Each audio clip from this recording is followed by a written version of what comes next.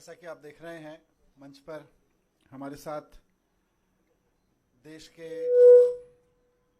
करोड़ों युवाओं के प्रेरणा स्रोत और शिक्षक अवध ओझा जी साथ में बैठे हैं। बहुत खुशी की बात यह है कि आज से अवध ओझा जी आम आदमी पार्टी ज्वाइन कर रहे हैं। वैसे तो इस तरह की प्रेस कॉन्फ्रेंस में और भी बहुत सारे अवसर पर बहुत सारे नेता पार्टी ज्वाइन करते हैं, बड़े बड़े नेता पार्टी ज्वाइन करते हैं, लेकिन आज मैं व्यक्तिगत रूप से अवध ओझा जी की ज्वाइनिंग को लेकर बहुत उत्साहित हूं। मेरे लिए व्यक्तिगत रूप से बहुत बड़ा दिन है, मैं ऐसा समझता हूं, क्योंकि मैंने खुद अपना जीवन शिक्षा को समर्पित कर रखा है। अगर मेरे सामने कोई ऑप्शन हो कि राजनीति को चुनना है या शिक्षा को चुनना है, तो शायद मैं शिक्षा पर काम करते हुए आगे निकल जाऊंगा राजनीति की जगह।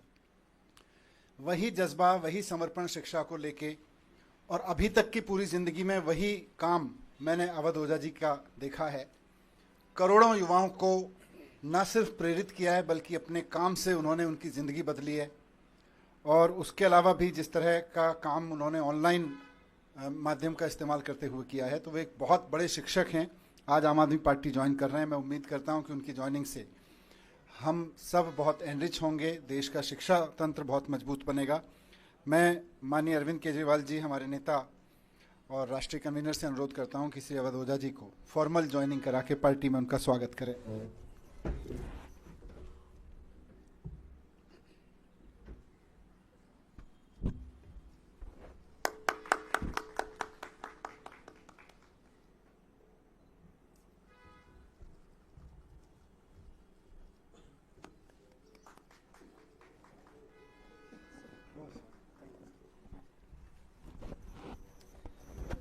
मैं अब सर से अनुरोध करूंगा कि 2 शब्द इस अवसर पर कहें। अवध ओझा जी। जय हिंद फ्रेंड्स। सबसे पहले मैं आम आदमी पार्टी और आम आदमी पार्टी के सर प्रमुख अरविंद केजरीवाल जी, मनीष सिसोदिया जी, सबको सहृदय से धन्यवाद देता हूं कि उन्होंने मुझे राजनीति में आकर शिक्षा के लिए काम करने का अवसर दिया है। शिक्षा एक ऐसा माध्यम है जो परिवार, समाज और राष्ट्र की आत्मा है। जितने भी देश दुनिया में महान हुए, उनकी पृष्ठभूमि में कहीं ना कहीं शिक्षा का योगदान रहा। तो मैं आज अपनी इस राजनीतिक पारी की शुरुआत पर आप सबसे ये बात साझा करना चाहता हूँ। जैसा कि हमारे नेता मनीष सिसोदिया जी ने कहा कि अगर मुझे राजनीति और शिक्षा में से कुछ चुनना हो तो मैं निश्चित तौर पर शिक्षा को चुनूंगा। ऐसा ही कुछ उद्देश्य मेरा भी है और राजनीति में आकर शिक्षा का विकास मेरा सर्वोत्तम उद्देश्य है। धन्यवाद। मैं श्री अरविंद केजरीवाल जी से अनुरोध करूंगा कि वो इस अवसर पर अपने विचार व्यक्त करें। अवध ओझा जी शिक्षा के क्षेत्र में इस देश का जाना माना नाम है, जिन्होंने लाखों करोड़ों युवाओं को, बच्चों को शिक्षा दी, रोज़गार के लिए तैयार किया, प्रेरणा दी। न केवल शिक्षा, मैं इनके वीडियो देखता हूँ जिसमें वो अलग अलग तरह से युवाओं को एक अच्छा जीवन जीने के लिए भी प्रेरणा देते हैं। उनके आने से अभी तक जब भी किसी नेता को हम ज्वाइन कराते हैं तो हम कहते हैं इनके आने से आम आदमी पार्टी मजबूत होगी। आज अवध ओझा जी के लिए मैं कहना चाहता हूं कि इनके आने से देश में शिक्षा मजबूत होगी, क्योंकि आम आदमी पार्टी शिक्षा के क्षेत्र में सबसे ज़्यादा काम कर रही है। और आम आदमी पार्टी के ज़रिए जब ये शिक्षा में काम करेंगे तो देश की शिक्षा मजबूत होगी।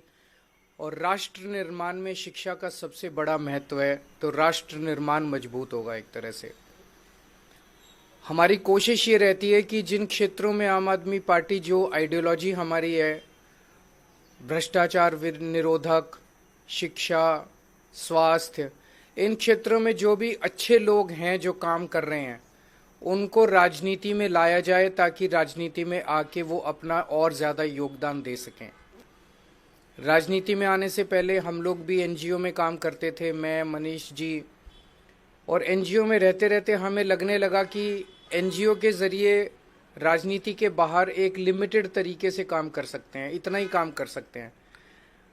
जैसे मैं सुंदर नगरी की झुग्गियों में काम करता था तो वहाँ पे 2 या 3 सरकारी स्कूल थे, उन सरकारी स्कूलों को ही ठीक कराने में पूरी जिंदगी बीत जाती है हमारी। लेकिन जब राजनीति में आए तो एक ब्रश से हमने दिल्ली के सारे सरकारी स्कूल ठीक कर दिए।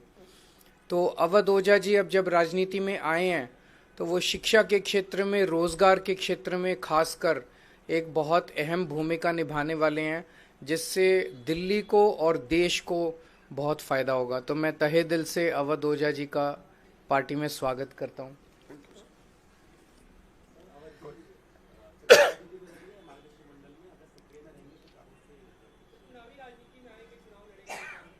अब तो मैं पार्टी का हिस्सा हूं, तो पार्टी जो भी आदेश करेगी मैं वही करूंगा।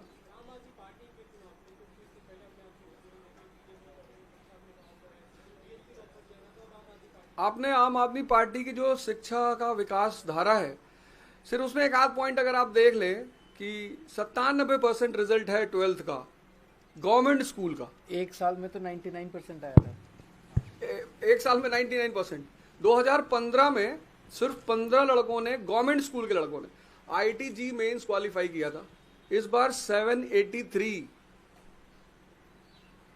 और मेरा यही कहना है, मैं तो हमेशा ये नारा देता हूं कि शिक्षा शेरनी का दूध है, जो पिएगा वो दहाड़ेगा।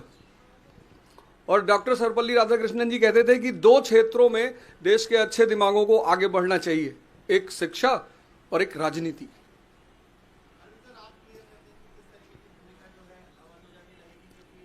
थोड़ा सा सस्पेंस बना रहने दीजिए। आने वाले दिनों में रोल आउट करेंगे, आपको बता देंगे, सबसे पहले आप ही को बताएंगे।